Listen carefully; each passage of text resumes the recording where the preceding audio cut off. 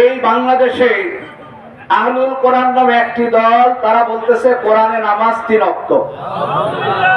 আর সেই দলের নেতা আমাদের উপদেষ্টা মণ্ডলীতে রয়েছে।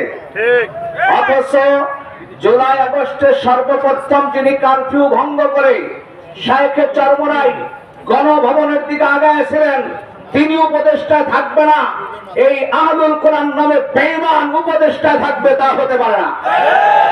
অতএব আমি এই মঞ্চে দেখতেছি বাংলাদেশের এমন কোন দল নাই যারা এখানে আসে নাই। আমরা এখানে ঐক্যের কথা বলি, কিন্তু আমাদের কথা কতদূর কার্যকর হইতেছে আমি এই জন্য আবেদন রাখতেছি।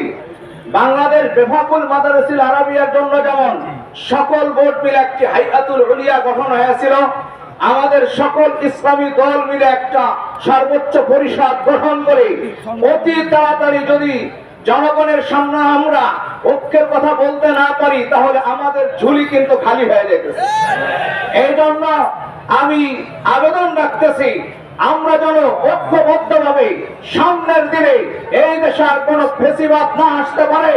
আমাদের জীবন দেওয়া হলেও